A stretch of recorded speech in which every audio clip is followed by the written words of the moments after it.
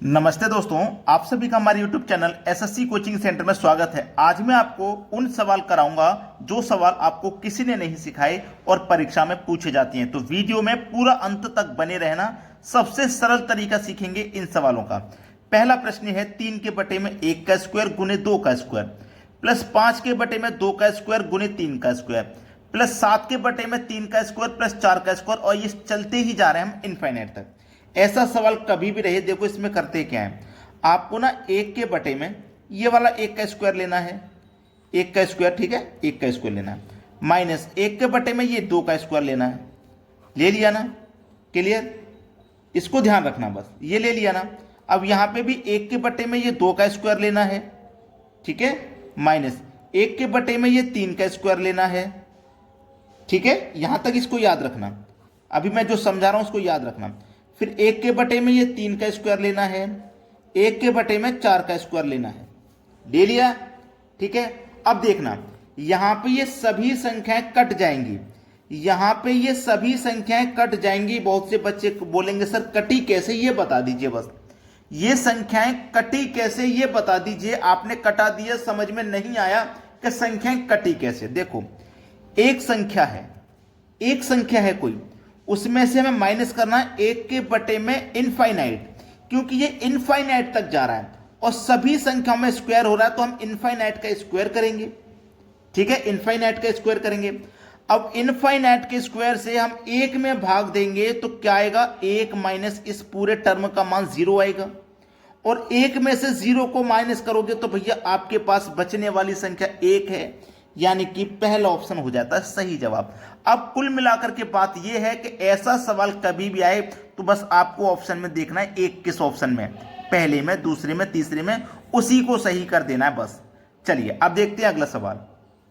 अगला सवाल है, शुद्ध दूध वाले एक कंटेनर से 40% को पानी से बदल दिया जाता है और इस प्रक्रिया को 3 बार दोहराया जाता है। तीसरी बार के अंत में दूध की शुद्धता क्या होगी।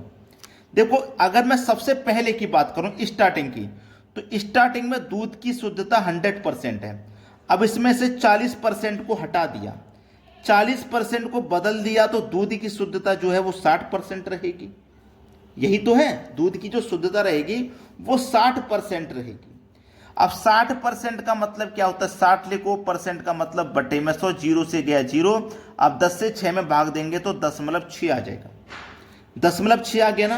अब हमारे दूध की जो शुद्धता है वो 100% है, इनटू हमारे पास एक बार का मान है 0.6, और इस बार को 3 बार दोहराया जाता है। भाई 3 बार दोहराया जाता है, 0.6 को 3 बार दोहराया जाएगा तो पावर 3 कर दो, या फिर 0.6 गुने 0.6 गुने 0.6 3 बार लिख दो, एक ही बात है, चाहे पावर 3 कर दो चाहे इसी को 3 बार लिख दो, एक ही बात है ये, ठीक है। चलिए, 100% इंटू 6 की पावर 3 का मान आप जानते हैं 216 होता है। एक संख्या बाद यहां दशमलव है तो यहां पे भी आप दशमलव लगा दीजिए, ठीक है। अब समझिए, अब मैं यहां से हटाऊंगा इस परसेंटेज के साइन को, परसेंटेज के साइन को हम हटा सकते हैं, यहां से मैं परसेंटेज के साइन को हटाऊंगा, यहां से दशमलव को हटा दूंगा। अब ये मेरा पास क्या है, 100 गुने 216। अब इन दोनों का जब गुना होगा तो 216 का गुना 1 से करो तो 216 ही रहेगा, और ये 2 जीरो आ जाएंगे बाद में, 2 जीरो आगे बाद में। अब देखिएगा ये किस ऑप्शन में है, इसको देखोगे आप किस ऑप्शन में दिखेगा आपको, आप बोलोगे सर बी ऑप्शन में हमको मिल जाएगा। ये हमारे सवाल का सही जवाब है, 21.6, 21.6 इस तरीके से मिल जाएगा, और आपके सवाल का सही जवाब आपको आ गया। क्लियर है। अब देखते हैं अगला सवाल। अगला सवाल है 56 की पावर 283, 14 की पावर 283 गुने 125 की पावर 254 में इकाई का अंक क्या है। इकाई का अंक पूछ रहा है, कोई बात नहीं भाई, इकाई का अंक पूछ रहा है तो देखो, आपको इकाई का अंक अगर सीखना है तो मेरा एक वीडियो है इकाई का अंक पता करने का, पूरा डिटेल में आप सर्च कर लेना यूट्यूब पे, इकाई अंक लिखना और एसएससी कोचिंग सेंटर लिखना, मेरा वीडियो ऊपर आ जाएगा निकल के, ठीक है। मिलियंस में व्यू है उस पर और बहुत सारा लोगों ने पसंद किया है उसको, वो ऊपर ही वीडियो निकल के आ जाएगा। अब इसमें हमें इकाई अंक बताना है। अब देखो, ये क्या मेरे पास 6, ये क्या मेरे पास 6, 0, 1, 5 और 6, ये संख्याएं ऐसी हैं कि इनके ऊपर कितनी भी पावर हो, इनका इकाई अंक स्वयं रहता है। यानी कि इकाई अंक देखो यहाँ 6 है, इसके ऊपर 283 पावर है, कोई बात नहीं, इसका जो इकाई अंक रहेगा वो 6 ही रहेगा। यहाँ पे मल्टीप्लाई आ जाओ, इसका इकाई अंक 6 आएगा। 4 की पावर कितनी है भैया? 83, 2 डिजिट लेना। 4 से 83 को घटाऊंगा 80 तक कट जाएगा, 3 बचेगा। अब 4 की पावर 3 का मान कितना होता है? 64। 4 की पावर 3 का मान 64, 64 में इकाई अंक कितना आएगा? 4, तो 4 ले लेना इनटू 5। भैया 5 का तो आपका मालूम है कितनी भी पावर हो सेम 5 ही रहेगा, ठीक है। अब देखो 6 चौको 24, 24 में का गुना कर दो 5 से, तो 5 चौको 20। अब 20 में 0 आ गया इकाई अंक में, जब इकाई अंक में 0 आ गया तो फिर आगे मल्टीप्लाई करने की जरूरत नहीं है, अगर करोगे तब भी इकाई अंक में 0 ही रहेगा, तो हमारा डी ऑप्शन बिल्कुल सही है। क्लियर हुई बात? अब देखेंगे अगला सवाल। अगला सवाल है 3 की पावर 81, 9 की पावर 40.5, 27 की पावर 27। देखो इसको कैसे करना है। ये क्या है? 3 की पावर 81 प्लस, अब देखो इस 9 को मैं लिख सकता हूं 3 की पावर 2, इसकी पावर है 40.5, प्लस 27 को लिख सकता हूं 3 की पावर 3 और इसकी पावर है 27, ठीक है। यहां हम लिखेंगे 3 की पावर 81 प्लस, अब देखना ये 40.5 यानी कि 40.5 है, उसका गुना मैं 2 से करूंगा तो 81 हो जाएगा, बस 3 की पावर यहाँ 81 हो गया, प्लस 27 का गुना 3 से करूंगा तो ये भी 81 हो जाएगा। अब देखो बेस तीनों जगह समान हो गया, ठीक है, पावर भी तीनों जगह समान हो गई। जब बेस हमारा तीनों जगह समान हो गया है, जब बेस हमारा तीनों जगह समान हो गया है, तो क्या आ जाएगा यहाँ पे? 3 की पावर 1 प्लस 3 की पावर 81। अब बेस हमारा समान है ना, जब बेस हमारा समान है, जब बेस समान है तो हमारे पास देखो 3 तो बेस आ ही जाएगा, 81 में जोड़ दो 1 पावर होगी 82। ये हमारे सवाल का सही जवाब है, सी ऑप्शन। क्लियर होगी ना बात? किसी को कोई समस्या नहीं? अब देखेंगे अगला सवाल। अगला सवाल है 2.3 के ऊपर बार प्लस 4.3 के ऊपर बार, इसका मान क्या है बताना है। 2 दशमलव की जगह प्लस आ जाएगा। जब भी दशमलव से पहले कोई संख्या हो, 1 2 3 4 कुछ भी, तो उस संख्या के बाद दशमलव के स्थान पे प्लस आता है। अगर 0 है तो कुछ नहीं आता, ठीक है। 3 लिखिए, 3 के ऊपर बार है ना, तो बटे में 9 आ जाएगा, प्लस 4 प्लस 3 लिखिए, 3 के ऊपर बार है तो बटे में 9 आ जाएगा, ठीक है। अब देखो इन संख्याओं को जोड़ लो आप, ये कितना है 2 और ये कितना 4, ये 2 है ये 4 है, ये कट भी सकते हैं, 3 एकम 3 3 तिया 9, 3 एकम 3 3 तिया 9, कट भी सकते हैं ये। तो 4 और 2 6 प्लस ये 1/3, ये भी 1/3, 1/3 और 1/3 मिलकर के 2/3 हो गया। 3 छिंग 18, 18 में 2 जोड़ो तो 20/3 हो गया। अब 20/3 दिया गया बी ऑप्शन में, ये सवाल का सही जवाब है। अब देखते हैं अगला प्रश्न। अगला प्रश्न है विरामों को छोड़ दिया जाए तो बस की गति 80 किलोमीटर प्रति घंटा और विरामों को मिलाकर बस की गति 60 किलोमीटर प्रति घंटा है। बस प्रति घंटा कितने मिनट रुकती है? देखो सीधा सीधा सवाल है।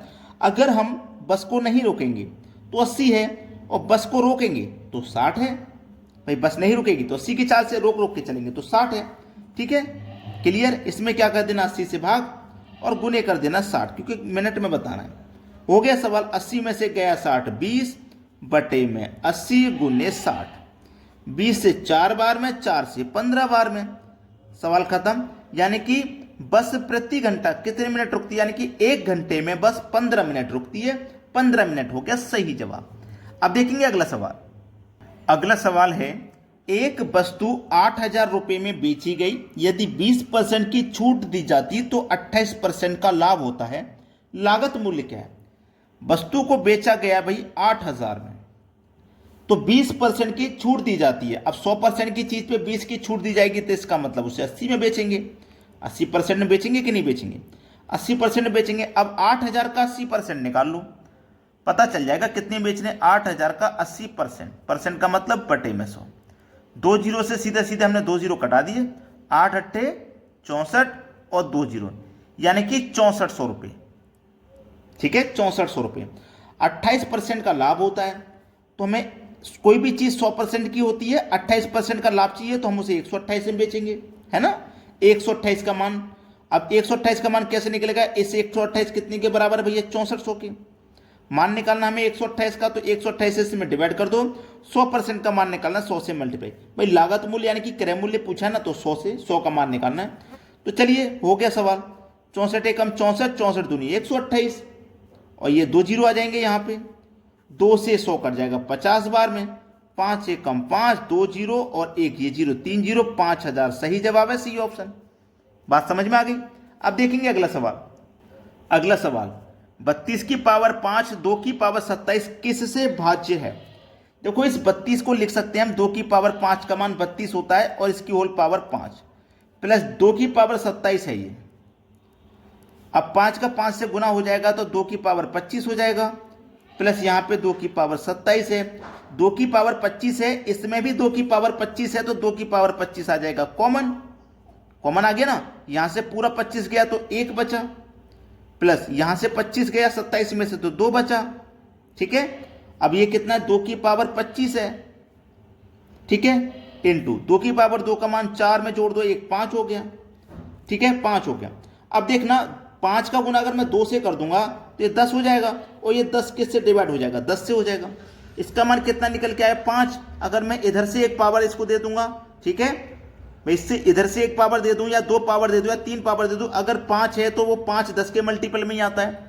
भाई 10 जो है 5 के मल्टीपल में आएगा, 50 है 10 से ही भाग होगा, आसानी से हो गया। अब देखेंगे अगला सवाल। अगला सवाल है, इतनी बड़ी संख्या में से इसको माइनस करना है। मात्र 5 सेकंड का खेल है ये, मात्र 5 सेकंड का, घबराना मत। देखो थोड़ा सा लॉजिक समझ लो।